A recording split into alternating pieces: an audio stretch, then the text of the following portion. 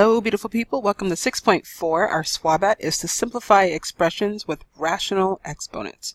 Rational, also known as fractions for this case, exponents.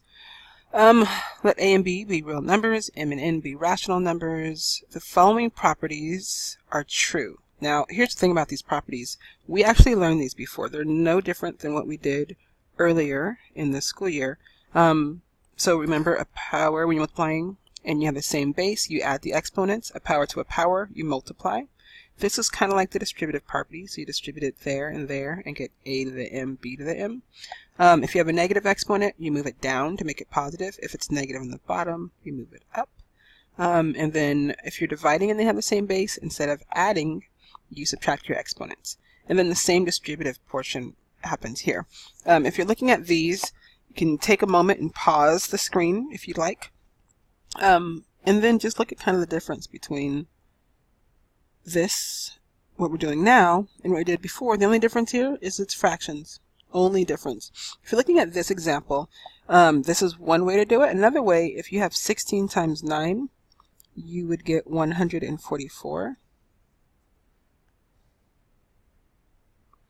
to the 1/2. What we love about 1/2 is 1/2 is the same as saying the square root.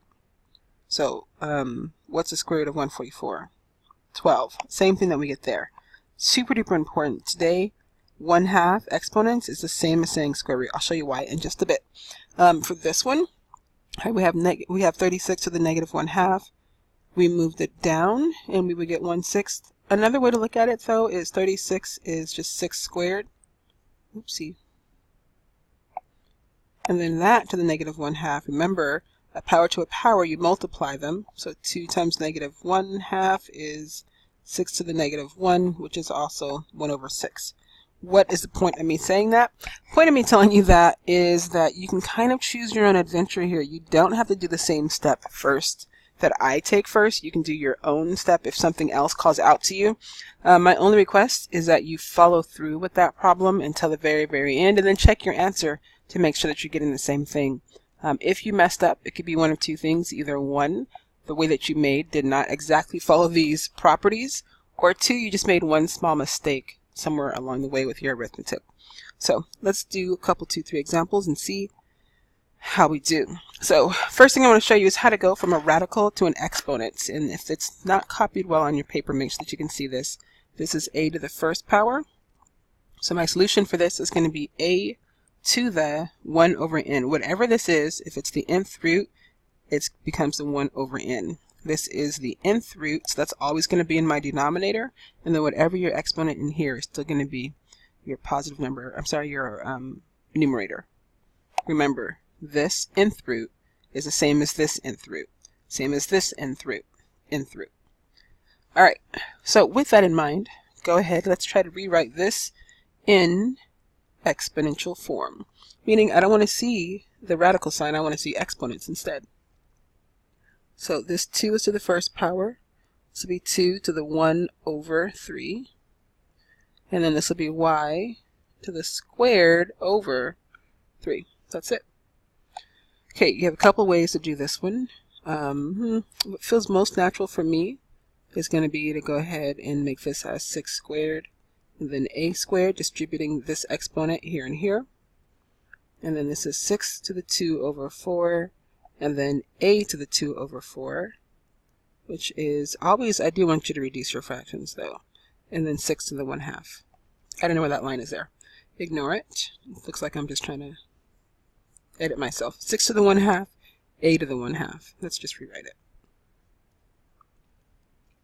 Gorgeous. Okay, a little bit of a bonus. Not really though. You might see a decimal instead. First thing I would do is to change that 1.2 into a fraction. So that's 1 and 0.2 is 1/5. Yes, it is.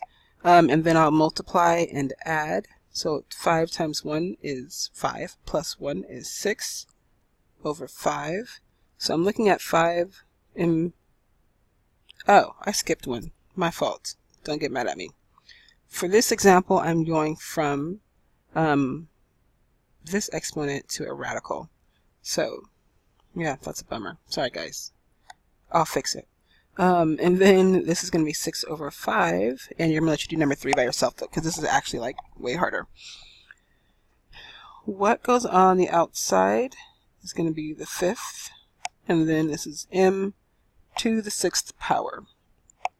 And that is it. Okay, like I was saying, go ahead and try the number 3 if you'd like to. You can press pause. Otherwise, you trust me, this is x cubed. There you go. Remembering that whatever this is like the 3/4 root. This is the 4th root. This is the 6/5 root. So this is the 5th root right there. Okay, let's try some real deal problems here. Simplify the expression. So this 3 to the 1/2, I can't really do anything with that just yet. Times, I do want to break down this 75 though. So 75 is like 3. I'm trying to get a common base here. I don't know if you see that. Times 25. 3 times 25. And then I'm going to distribute my exponents for this one. So this is going to be 3 to the 1/2. And then this is going to be times 25 to the 1/2. Now, same base. That was kind of my goal there. And then remember, when I have the same base, I'm going to add the exponents. So 1/2 plus 1/2 is 1. 2 over 2, which is 1. And then times, remember, 1/2 as an exponent is the same thing as the square root. Let's get that in our heads. So this is asking me, what's the square root of 25? Well, the square root of 25 is 5. And then 3 to the 1st power is just 3 times 5, so I'm getting 15. Okay. I would love for you to try B on your own, but if you're still feeling a little bit risky, let's join me. If you feel confident though, please go ahead and press pause and try it. So that's 3 to the 1/3. Now, the same way I just did before the last one, I'm going to break down this 24. 24, luckily for me, the 3 goes into it. How many times? 8 times.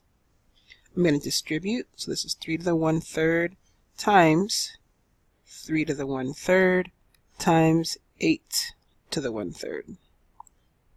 Combining these two, I have 3 to the, what's 1/3 plus 1/3?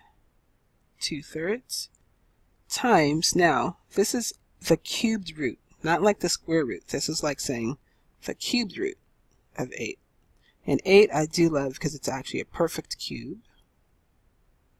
So this is equal to just 2. Now, I kind of hate the way this looks, so I want to change it, but I'm going to leave it. Because it was given to me in fraction form with rational exponents, I'm going to leave it as that. In my mind, this is what I want to do, and I'm going to write it just so that I have closure. Times 3 squared. 2 times the cube root of, what's 3 squared? 9. That's what I want to write this as. But this is actually, see how I box it because I can let that go.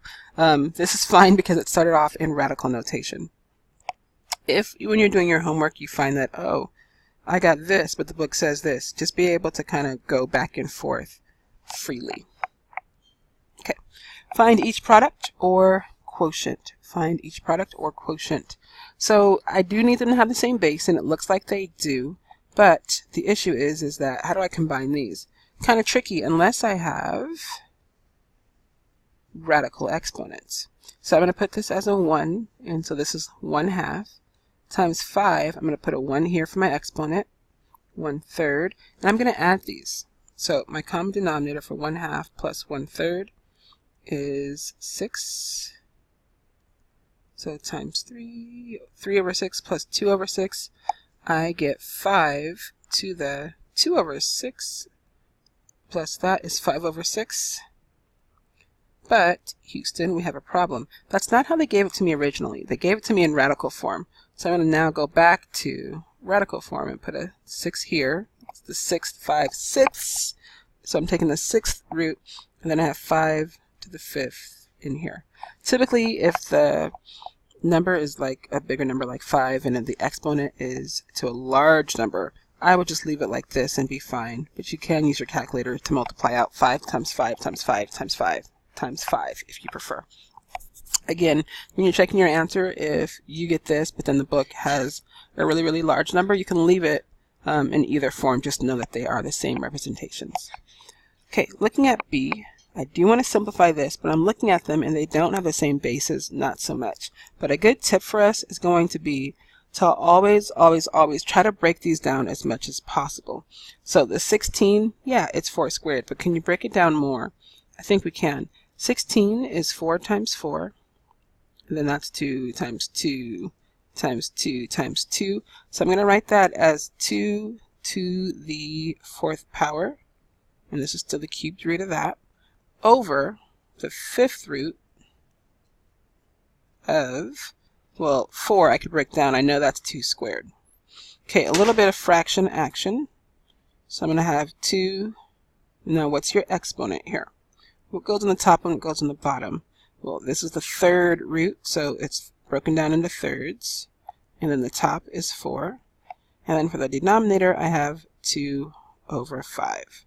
Okay, let's subtract. I have 4 over 3 minus 2 over 5. My common denominator would be 15. So for this one, I'm going to multiply by 5 and get 20. And then here, times 3, and get 6. So 14 over 15. I like it. This would be 2 to the 14 over 15, which would not be okay because I started off in radical form. I'm going to end that way. So this is the 15th root of 2 to the 14th. And I would leave that as 14. I wouldn't multiply it out 14 times. And I wouldn't expect you to, especially because you probably would only have a baby calculator for this on an exam. And I would want you to just not have to sit and do times 2, times 2, times 2, times 2, times 2 a million times. Kind of whack. Okay, write each expression in simplest form. Assume that all variables are positive. So this is just so that we don't have to do the absolute value for our final answer. Okay, I want to break it down. 27, I remember, is a perfect cube. It's 3 times 3 times 3. So this is 3 cubed. And then I have squared. And then I have to the 1/3. So this 27 first, I wrote as, this 27 I wrote as 3 to the 3rd power. This squared, 1/3, 1/3. Now I have a power to a power to a power to a power. I've got the power. 3 times 2 times 1/3 is what I need to do. So 3 times 2 is 6 times 1/3. 3 goes into 6 2 times. So this is squared. And I can simplify that for sure, and get 9. I know, didn't it look like it was going to be way more intense? Not really. It's all of that just equals 9. This also seems like, whoa, we got a lot going on here. But no, really, it's not that deep. What am I going to do? Well, you have two options. This is a choose your own adventure. You can subtract the exponents first for these and these. But I'm looking at this as 1 and thinking, I don't really want to do it that 1/2. So, but I do like that they have a common denominator here and here already. I would like to distribute the exponent first to every single term. So this is going to be x 1/3 times 2. Negative 1/3 times 2 is negative 2/3. And then I have y squared distributing there as well. And then in the denominator I have x 2/3 times 2 is 4/3. And then I have y to the negative 1/2 times 2 is negative 1. So if you remember your properties, this is negative 2 over 3 minus 4 over 3. When I'm dividing and they have the same base, I'm going to subtract my exponents. And so this is going to be x to the negative 6 over 3. And then y, this is, I have 2 minus negative 1. You won't believe how many times we mess up on this because we just do 2 minus 1. But if we add the opposite, it should be cubed. Okay, a little bit of simplification. This is x to the negative 2 because 6 divided by 3 is negative 2.